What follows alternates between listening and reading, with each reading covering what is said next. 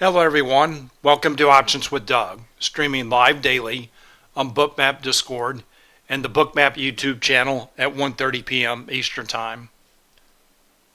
Before I get started, I need to go through the disclosures. General disclosure: all Bookmap Limited materials, information, and presentations are for educational purposes only and should not be considered specific investment advice nor recommendations. Risk disclosure: trading futures, equities, and options involves substantial risk of loss and is not suitable for all investors. Past performance is not necessarily indicative of future results. Here's my contact information. The best way to get in touch with me is through Discord. My name on Discord is Doug P.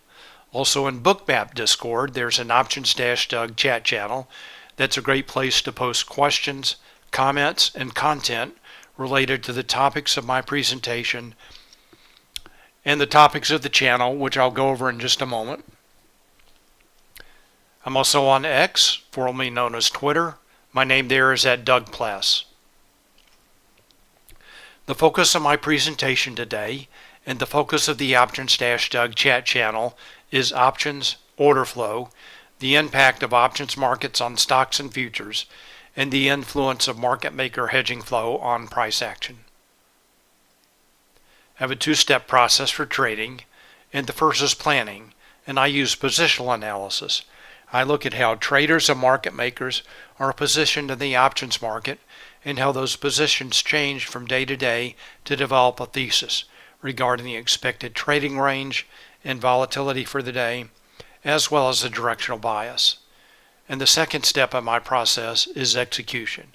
I look at real-time order flow in Bookmap and real-time market maker hedging flow in Spotgamma Hero to confirm my thesis and for setups for entries and exits. And when I talk about setups today, I will be talking about setups in an underlying asset that can be taken any number of ways. For example, in the S&P 500, setups can be taken with ES futures, SPY shares, SPY options, SPX options, or even ES options.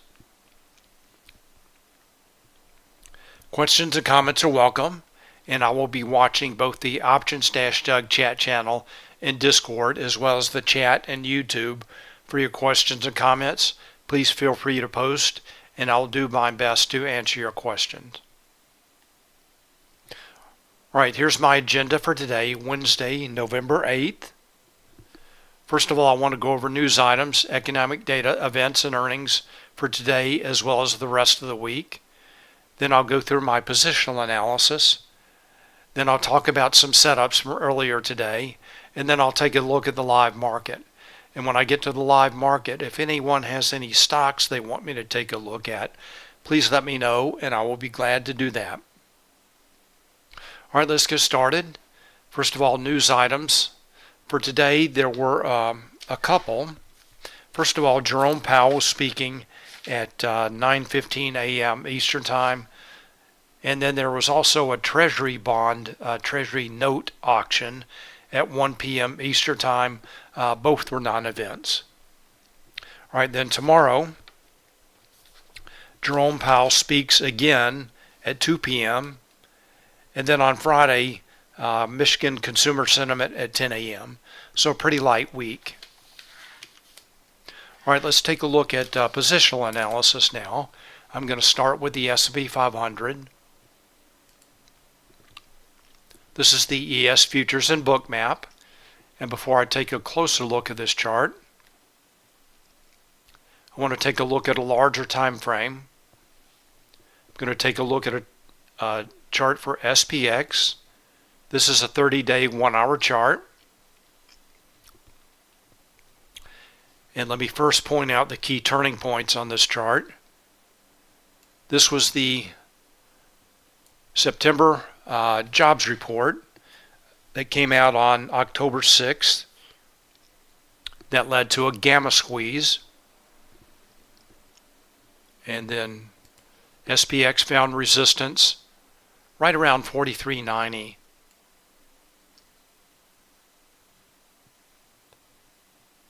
and SPX also finding resistance at that level now. So again, around 43.90, SPX move lower.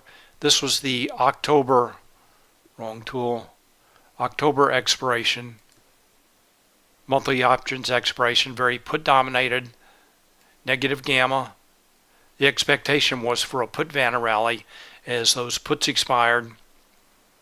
Market makers could buy back short futures. That really only lasted for a couple of days. The market continued lower.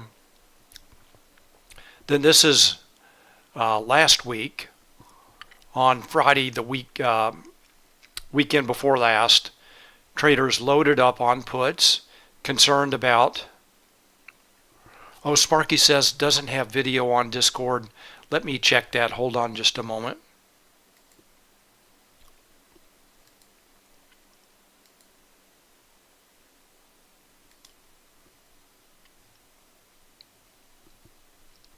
All right, how's that, Sparky? All right, so I should be streaming on Discord as well. Sorry about that. All right, so the next turning point again was the Monday last week. That was Monday, October 30th. Huge put Vana rally. Traders loaded up on puts. VIX was dropping sharply all week. Those puts were losing value. Market makers could buy back short hedges. And then again, the rally moved up sharply to this resistance point around 43.90. So really the next test is will SPX move above that level? All right, so those are the key turning points. Let me point out some levels on this chart now. So first of all, this is the lower and upper weekly expected move shown by the dashed purple lines. If you remember last week, the SPX was well above, traded well above its upper weekly expected move. So that changes once a week. Right now, SPX trading in the middle of that range. Also, the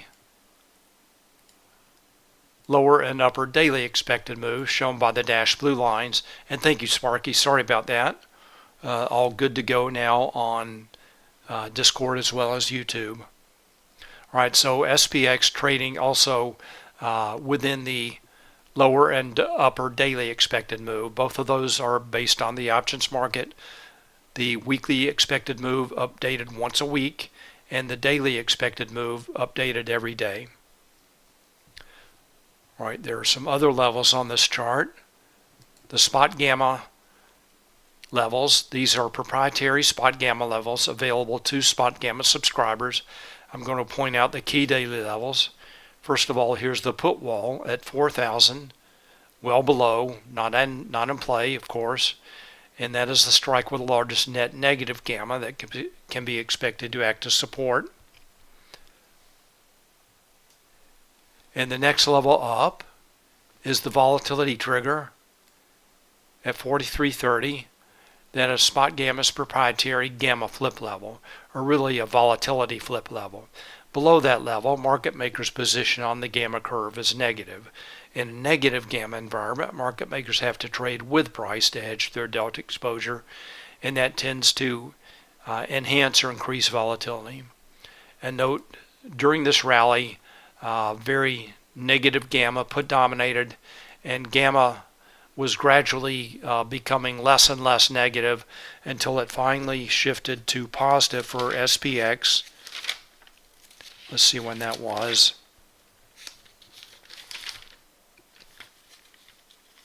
So that was last Friday on November 3rd. Gamma notional for SPX shifted to positive.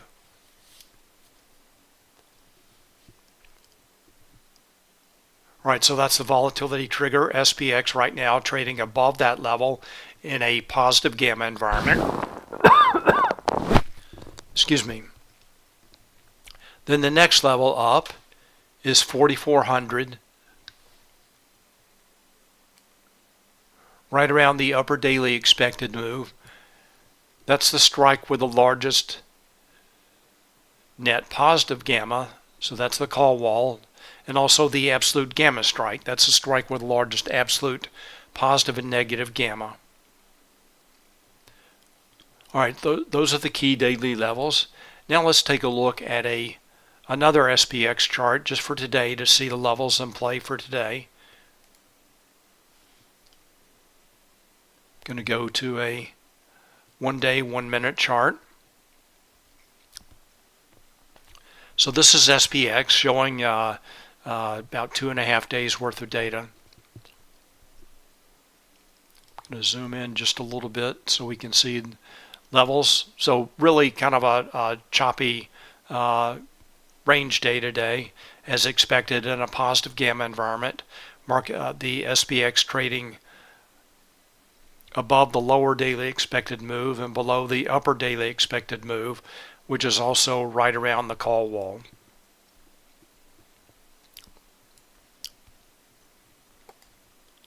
All right, so that's SPX for today.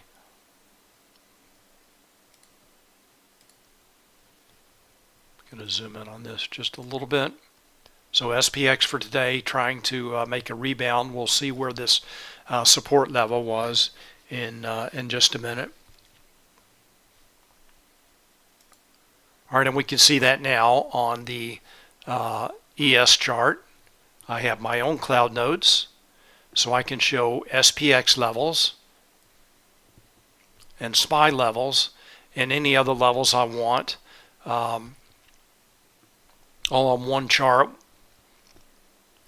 So first of all, I have SPY levels. There's the SPY 438. That's not a Spotgamma level. That did act as resistance this morning. And then here's the SPY 435.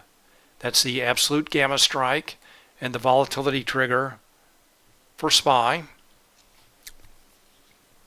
acting as 438 resistance, 435 support. This is the SPY 437 level, acted as resistance earlier today. And also that's SPX 4374,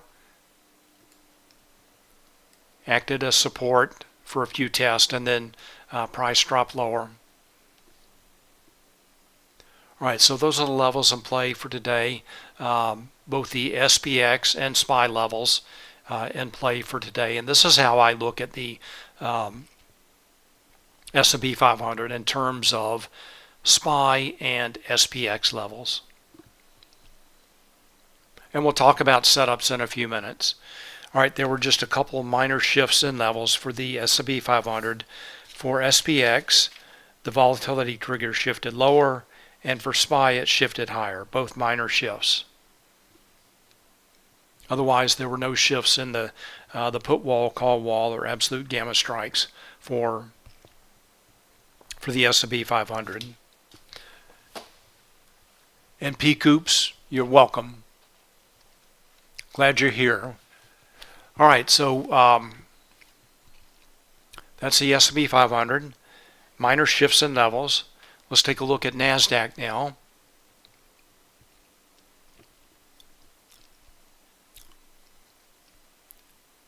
NASDAQ pretty similar. Drop lower in the morning, consolidation, then a drop right around noon. All right, let's take a look at, first of all, QQQ chart so we can isolate the QQQ levels. And 373, that's the volatility trigger for QQQ, acting as resistance.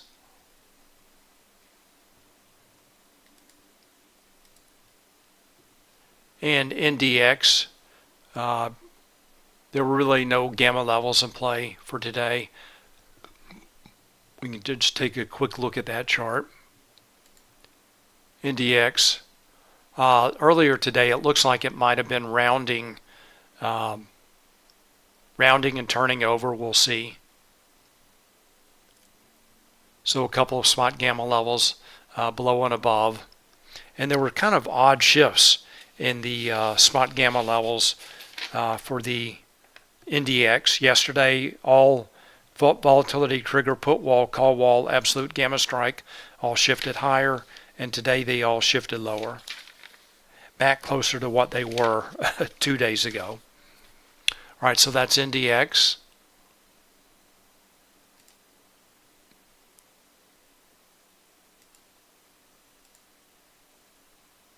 All right, let's go back to NQ now. So in NQ, just like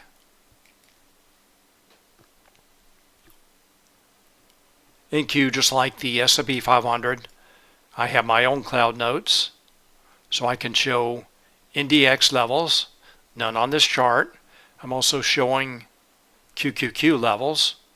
So Sparky, let me explain the color coding here. So 373, that is QQQ. That is a Spotgamma level with the white background, red text that did act as resistance.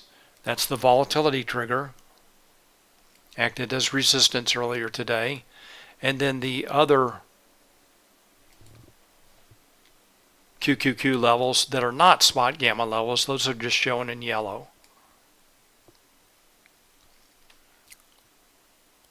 So around this QQQ 371 and also NQ 15,300, around that level acted as support.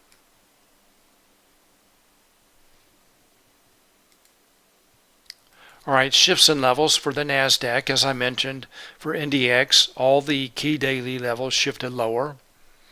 And then for QQQ, the volatility trigger shifted higher from 368 to 373. So again, this is the volatility trigger.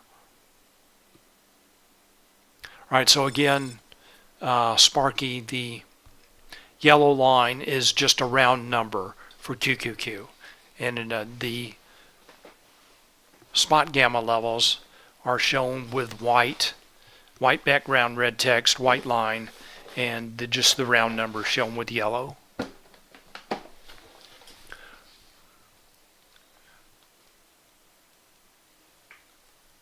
All right, so P. Coops had a question about how to best use the flow alerts that Spotgamma introduced. I'll get to that when we take a look at some setups. So I'll talk about that when we get to setup review. And I will tell you that I have not determined a best way to use those yet. There are so many alerts. All right, so that's the NASDAQ. And the S&P 500, I've talked about shifts in levels. Let's take a look at gamma notional to see how market makers were positioned on the gamma curve at the beginning of the day.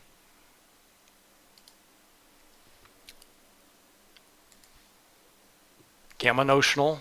This is gamma notional for SPX, SPY, NDX, QQQ, RUT, and IWM. And as I mentioned before, gamma notional has been shifting to gradually more positive, and that trend continues today. So gamma notional became more positive for SPX, and then less negative, and actually positive for QQQ, and less negative for SPY and IWM. So let's take a look at SPX, for example. In a positive gamma environment, this indicates what Spotgamma assumes for an index is that traders are long puts and short calls. Market makers have the opposite side of that, so they're short puts and long calls. In this positive gamma environment, this is on the long call portion of that gamma curve, so market makers are long calls. As price increases, they have to sell futures to hedge their delta exposure. They always want to remain delta neutral.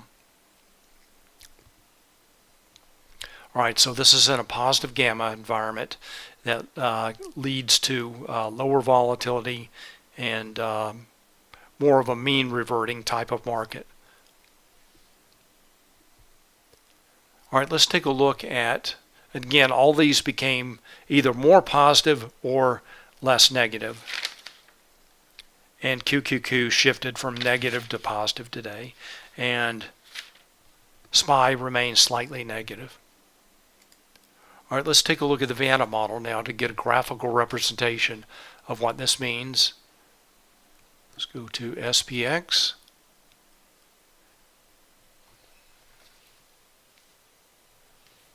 And PCoop says Brett referred to using them for mean reversion. Yeah, that is if you are a Spotgamma subscriber, I suggest you go back in the archives of the subscriber videos and watch his presentation on the flow alerts. That was several weeks ago, maybe 3 weeks ago, something like that. So I know that Brett has been trading based on the flow alerts. He mentions that occasionally. All right, so this is the SPX Vana model. This chart is showing market makers' delta notional, their delta exposure, and you're welcome for the answer, PCoops. All right, so market maker delta notional on the vertical axis and price on the horizontal axis. There are two curves on this chart. The first, the light gray curve, shows how market makers' delta notional changes with changes in price only. And then the purple curve adds implied volatility to the equation. That shows how market makers' delta notional changes with changes in price and implied volatility. And that change in delta with the change in applied volatility is the Vana effect. Vana is a second order Greek. All right, let's check on some prices now.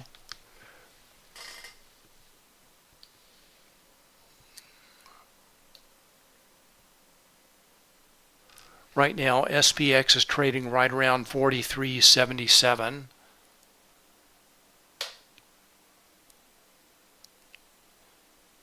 So that's right around, let's see if I can, somewhere around here between these two lines, near the bottom of the curve.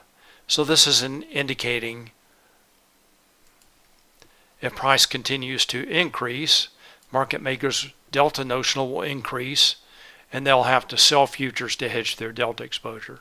On the other hand, if price drops, market makers' delta notional will increase again, and they will have to sell futures to hedge their delta exposure. So either way, if SPX makes a significant move in either direction, that will be a tailwind for price as far as market maker hedging activity goes. Let's do a quick check of SPY. SPY currently trading right around 436.50.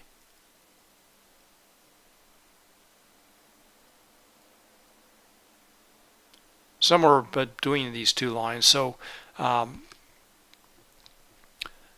pretty much near the bottom of the curve. So this is indicating for the S&P 500 all that put Vana fuel that was available that sparked that that drove that large rally last week has been used up.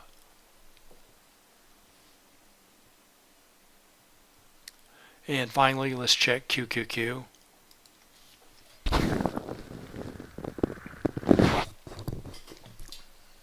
QQQ trading right around 372.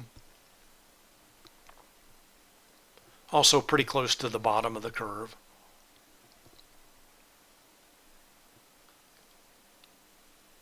All right, so just maybe for SPY and QQQ, just maybe a minor Vana tailwind, but nothing like what was available that fueled the rally last week. All right, so gamma notional shifting more and more positive. Vana model indicating no more put Vana fuel for a rally. So my thesis for today was looking for lower volatility, more of a range day, and mean reversion type of trade. All right, let's take a look at some setups now. I'm going to start with the hero signal here to see what options traders are doing. I'm going to start with the S&P 500. This is again, the hero signal, hedging impact real-time options. And this chart is showing price with the white line. This is price for SPX. The hero signal is purple, and that is showing options trades and market maker hedging activity for a combined signal of SPX, SPY, XSP, and ES futures, all combined into one signal. All right, let's zoom in on this chart. And there was a setup this morning that I want to focus on. So this was right around 9:55, something like that. Options traders started taking negative delta positions and price moved lower.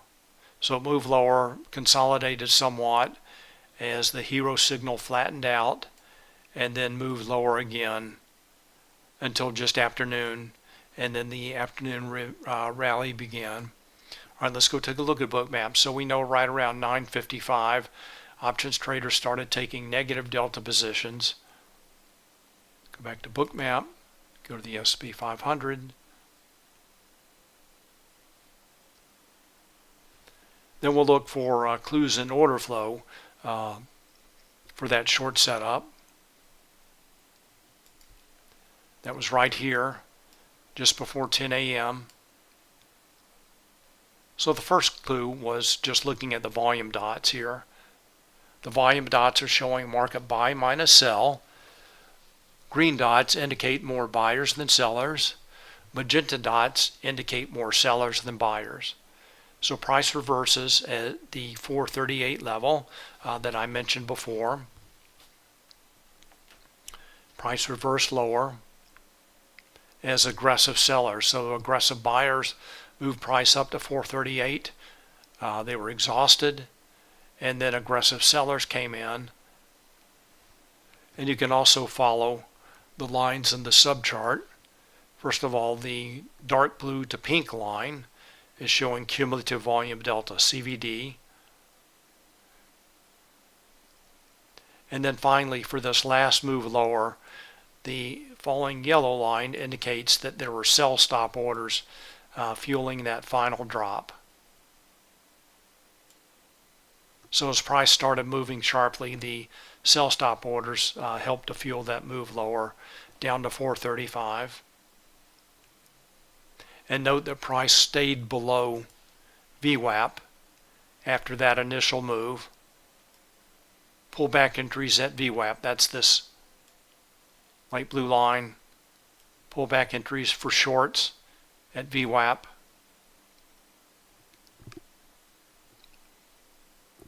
And price targets. First target would have been, if you got in at 438, first target 437. Really no need to get out as price stayed below VWAP. Cumulative volume delta was dropping, stops, the yellow line dropping, and then also there were some large traders selling with iceberg orders on that final move down. That's shown by the falling light blue line. All right, so far today it looks like large traders not participating in any move up. The light blue line remains flat, and then it looks like some aggressive buyers are fueling this move higher, as well as buy stop orders. Let's go take a look and see what options traders are doing. So really, so far today, this short setup was the clear setup from SPY 438 to SPY 435. And that was some much needed, much welcome two-way trade. Then right around 12, just before 12:10,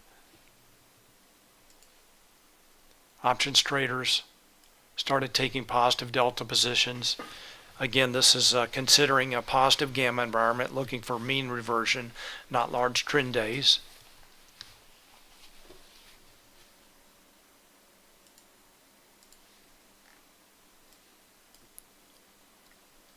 All right, let's take a closer look and see what traders were doing today. First of all, we can take a look at puts and calls. So this is pretty typical. Traders are buying calls and buying puts. Put buyers more aggressive. The puts shown by the falling blue line, also the negative notional value, right around minus 2.5 billion. And call buyers, shown by the rising orange line, also positive notional value. Sorry, nothing I did. Spotgamma is working on this problem. This auto zoom. All right, so put buyers more aggressive than call buyers. So put buyers definitely driving the move lower up until about noon. The final push lower, then they take the foot off the gas, the blue line levels off, and they start buying calls, and the S&P 500 starts to rise. All right, so it often helps to slice and dice this a little bit and take a look at the puts and calls separately. Typically that gives a little bit more clear picture of what traders are doing. We can also take a look at 0 DTE, the next expiry. So interesting, the next expiry for the S&P 500 is showing options that expire today. And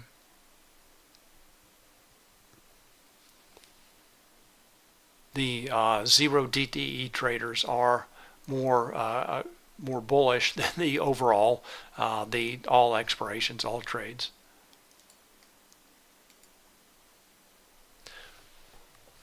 All right, Sheena asked, hello Sheena. What do you say when you say mean reversion? Is that mean reversion to VWAP? No, I mean just in this type of market, look for a range day.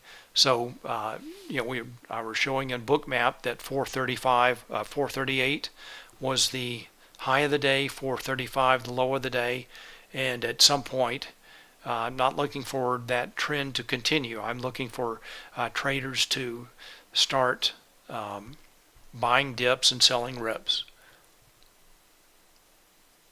But so far today, the last time I looked. All right, so now it looks like the S&P 500 trying to break above VWAP. But earlier today, light blue line, the SPX was down below VWAP.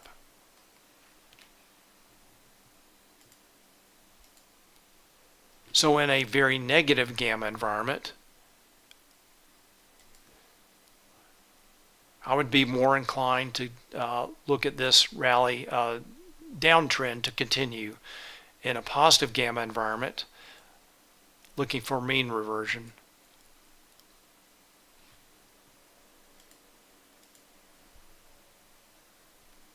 All right, let's take a look at NASDAQ now.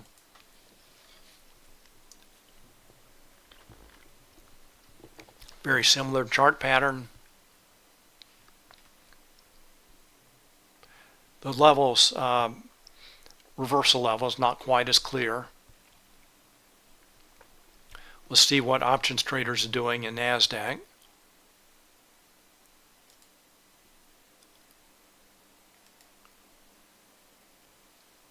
So this is a combined signal for NDX and QQQ. Not as clear as the S&P 500. But notice, we'll zoom in on this just a little bit. NASDAQ, white line showing price for NDX. Purple line showing the hero signal. So NDX made an equal high, and Then the hero signal, the purple line, made a lower high. Somewhat of a divergent signal there. Then price reversed lower just around 955, the same time as the S&P 500. So let's go take a look at Bookmap. We'll come back to this in just a minute. So look at Bookmap. Here's that reversal right around 955. Oops, sorry. You can see the shift in order flow here. Aggressive buyers on the way up. They become exhausted. Aggressive sellers start to come in, shown by the magenta volume dots. Price moves lower.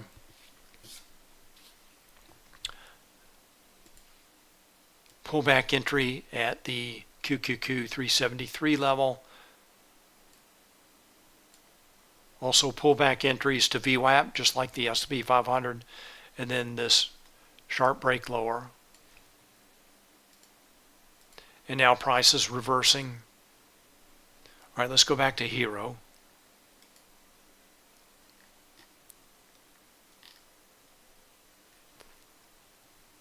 All right, so the Hero signal for NASDAQ, not as clear. There's one other signal that we can take a look at for the NASDAQ. This is the combined signal for the Magnificent Seven.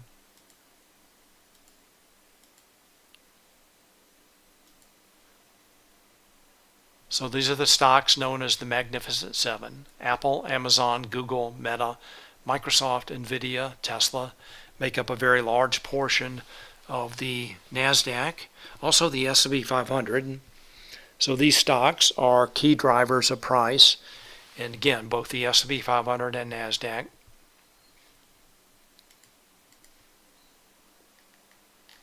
Let's take a closer look at this chart. So this actually was not as clear today.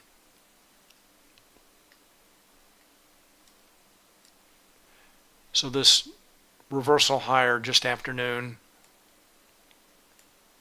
I guess what you could say is traders stopped taking negative delta positions,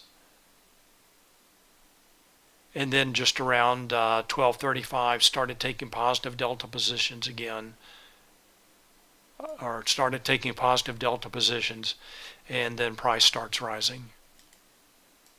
So a little bit more difficult to interpret than the S&P 500 today.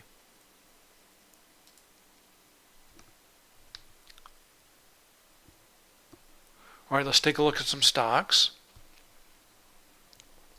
So what I did this morning was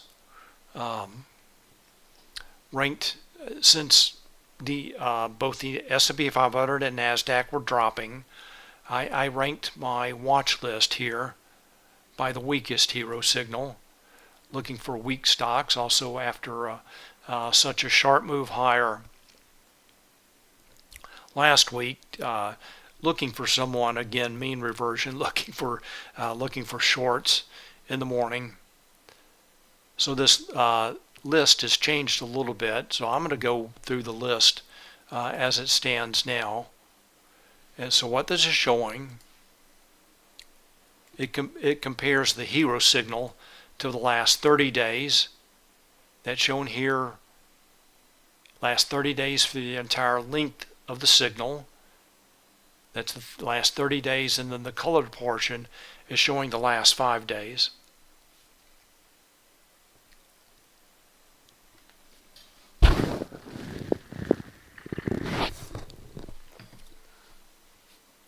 All right, so the top of the list now is Tesla. When I looked this morning, the top of the list was Amazon.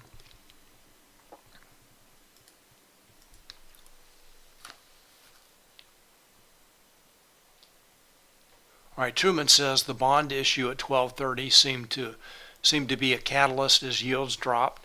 That could be the case. Let's actually take a look and take a look at the 10-year, and we'll see that see when that took place.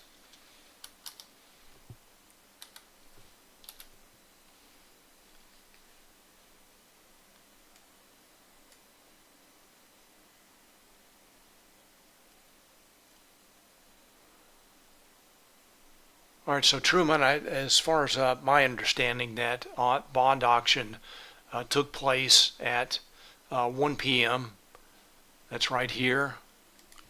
But the Treasury, the 10-year note, was already dropping lower for some time. So it does, looking at a bigger picture here.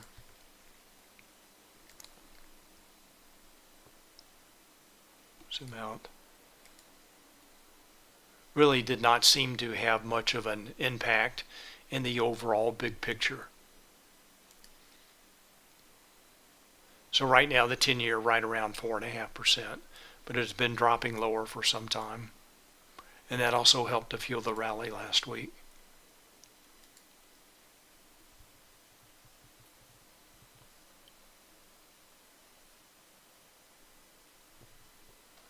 All right, so this is the Magnificent Seven. All right, we're going to take a look at some stocks.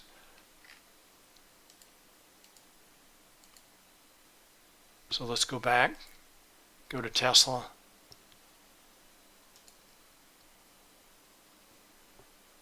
And earlier today, Tesla was weak. Now looks like trying to recover. Note the call wall at 225 and the key gamma strike 220. Price traded below that level. Now trading back above. So here's a flow alert. So P-Coops was asking about this earlier. I guess you could look at that as mean reversion, or for a mean reversion trade. It came in a little late for a trend continuation. All right, so let's go take a look at Bookmap. So just looking at Tesla here, and when I trade, I'm looking at Bookmap on one screen, Hero on another screen. So I see the Hero signal starting to drop right around 9:55. That's when both the S&P 500 and NASDAQ dropped. Then that flow alert comes in right around 10:20. So let's see how we can interpret that in Bookmap. Go to Tesla.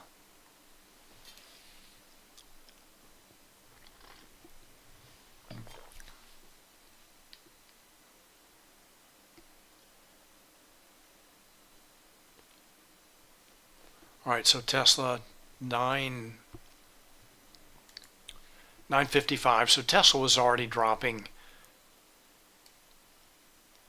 There's the reversal at VWAP as both the S&P 500 and NASDAQ drop lower.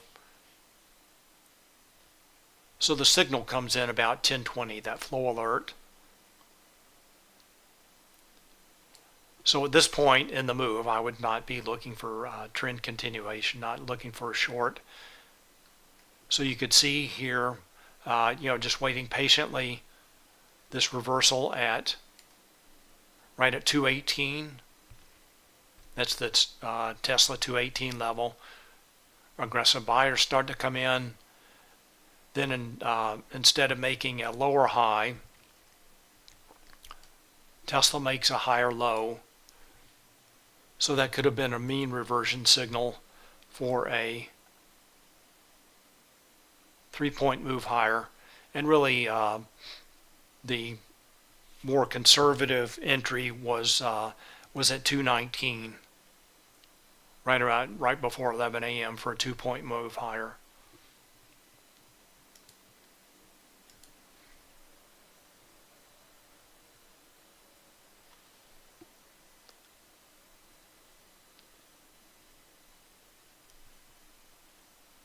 All right, so that's Tesla. Let's go back to the Hero signal now.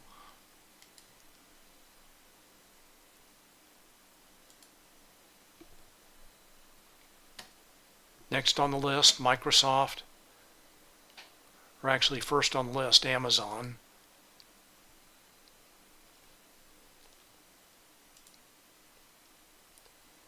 So here's Amazon bullish in the morning. Let's zoom in on this. So first of all, Hero starts dropping around 9:45, then price reverses lower with everything else right around 9:55. This flow alert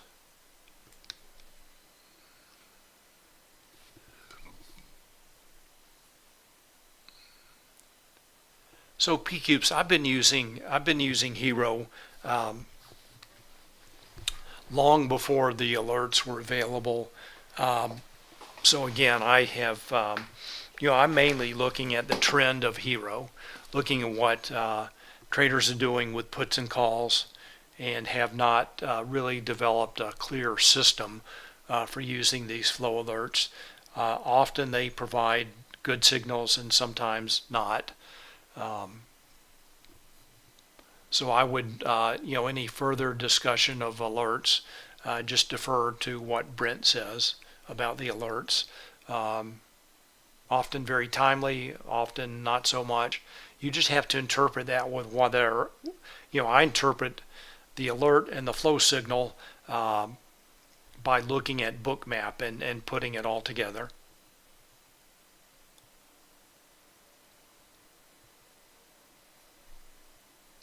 All right, P-Coops, glad to hear. That makes me happy to hear that you've implemented my approach. Greatly approve your trading. Great. Thank you very much for your kind words. Okay, so there's Amazon, I'm sorry. So let's go take a look at Amazon and Bookmap.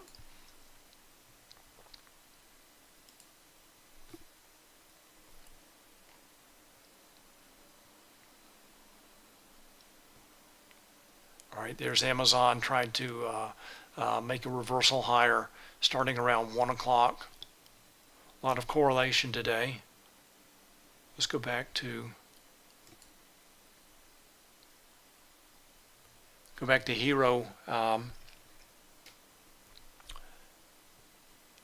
It's not shown on this chart, but let's see.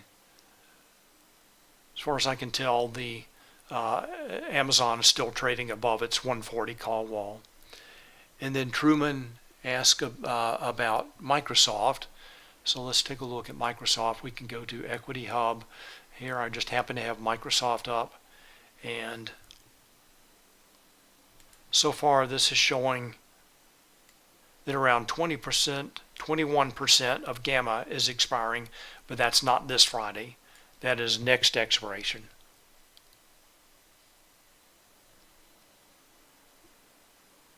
All right, so that's the main monthly expiration.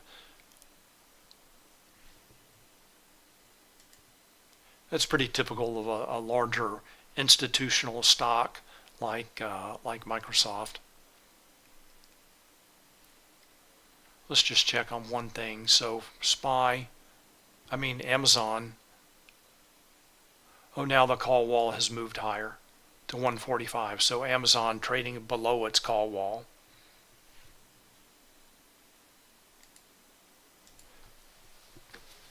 And Truman, I agree completely. I would like to see Microsoft drop lower.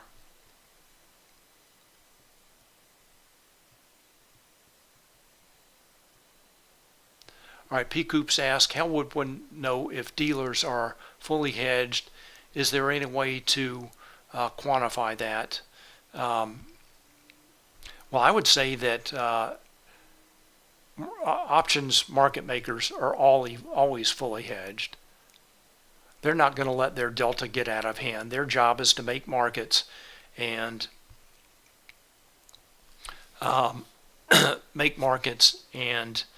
manage their risk. Now there is one way of looking, and this really is not in play now, looking at this gamma curve. and I showed this several times a couple weeks ago. Prices dropping sharply, and you can look at this point on the gamma curves. When I talk about the gamma curve, this is what I'm talking about.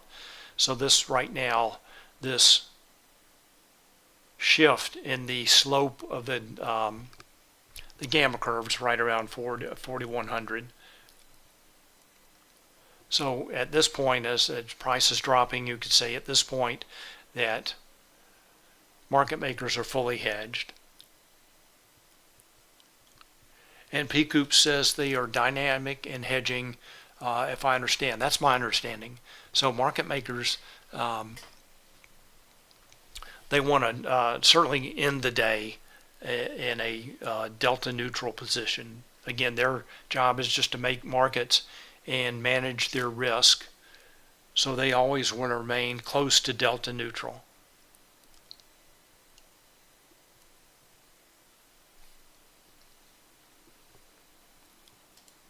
All right, let's go back.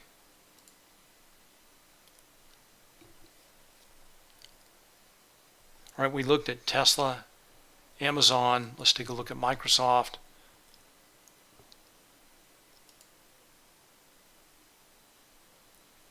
So Microsoft was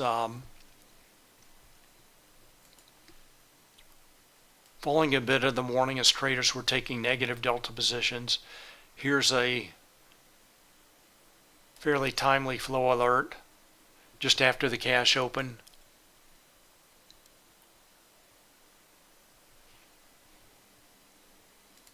All right, Sparky, sorry I missed your question earlier, wants to take a look at, we'll take a look at Microsoft, and then we'll go to NQ to look at my stops and iceberg settings.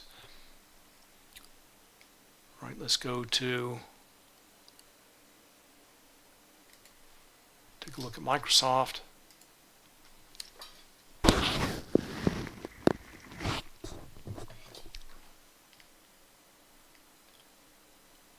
All right, Microsoft trading at all-time highs, continues higher.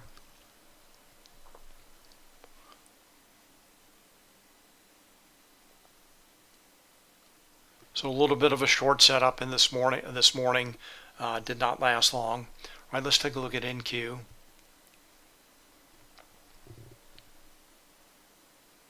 All right, stops and iceberg settings. All right, so there's the subchart settings and the on-chart settings. So for subchart, it's pretty simple. I just use sum mode.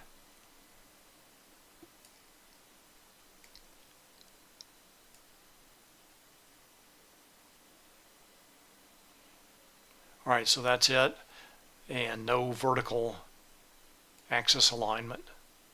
All those are unchecked, sum mode, and then I have the colors that I like. The blue I think is the default, and then I change stops to yellow. All right, so Sparky, there you go.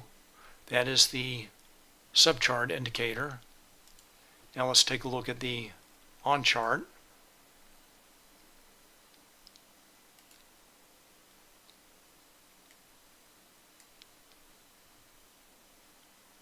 Oh, that's the alert settings. Go to the visual settings.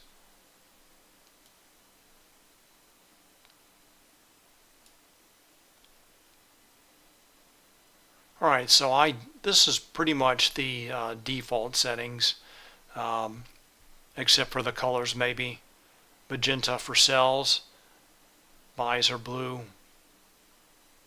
And I would say these other settings just adjust to your taste as far as the icon size and the offset. And I have all these checked here. All right, so that's the on chart for icebergs. Go to stops.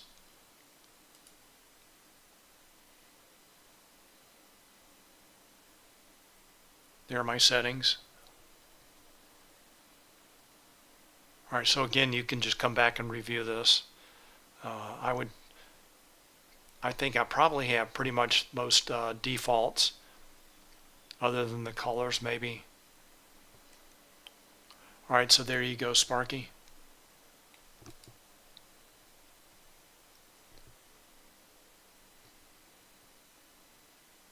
All right, let's take a look at, so it looks like NASDAQ still trying to make its way back up to the 373 volatility trigger. Let's go back to Hero, see what options traders are doing. So it looks like for Microsoft, options traders are still not participating in this move higher.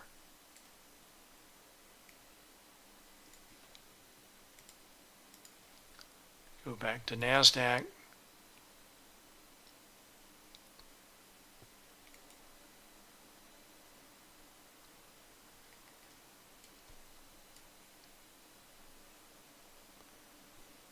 Magnificent 7.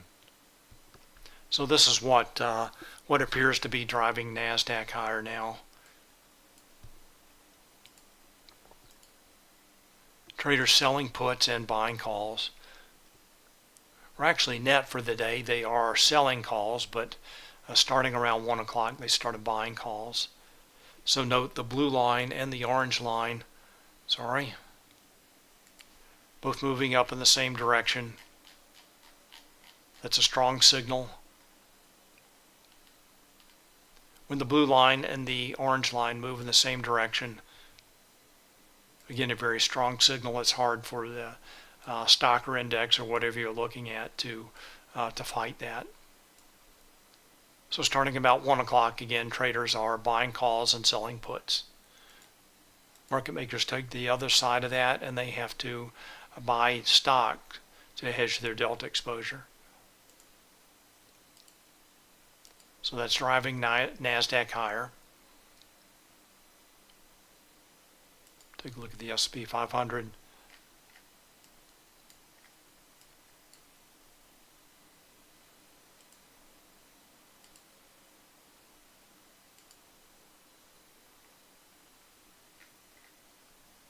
Not quite as clear. Here for the S&P 500, traders stopped buying puts and really came a little bit more aggressive buying calls. So not as strong a signal as the Magnificent 7. Let's go back to Bookmap.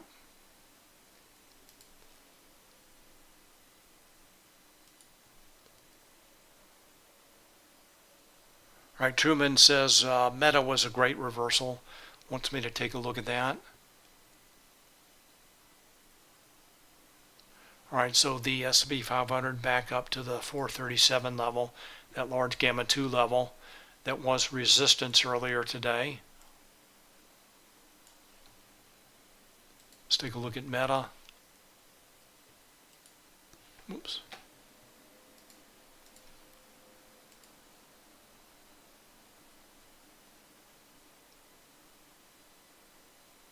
Yeah, very nice reversal in Meta. Let's go take a look at Hero.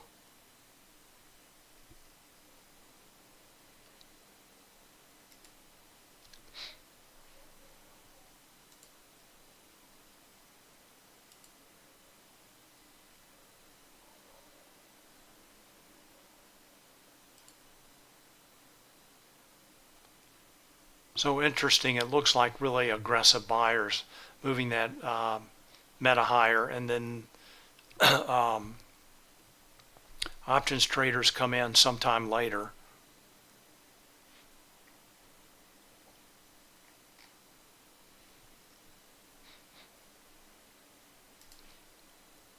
Flow alert to get your attention. Then another flow alert about an hour later. Let's go back to Bookmap. No Spotgamma levels in play. Go back to Bookmap. So when I'm looking at order flow, I'm looking at all the green volume dots here. A lot of aggressive buyers moving price higher. Then options traders come in a little bit later. It's usually the other way around. You can see cumulative volume delta starting to shift higher.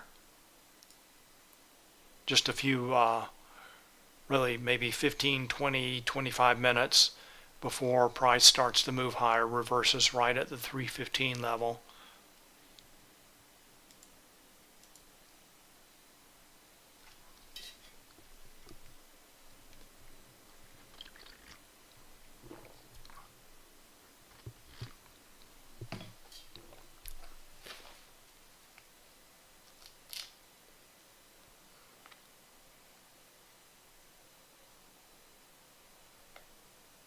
All right, Sparky says it seems like you have much less icebergs on the chart than other charts I see. Agree best to look at the big values. So for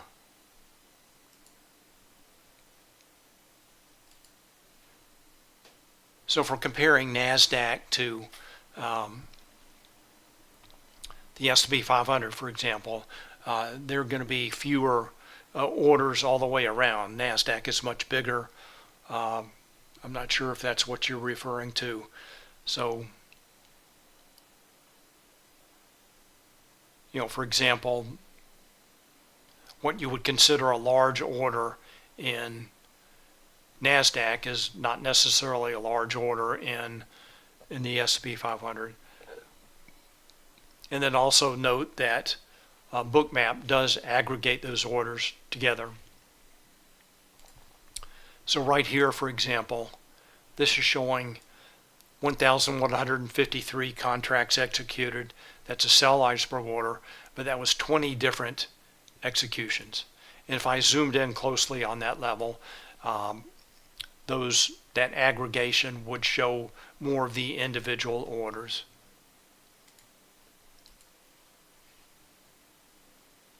So let's just compare quickly with the S&P 500, then I've got to wrap it up.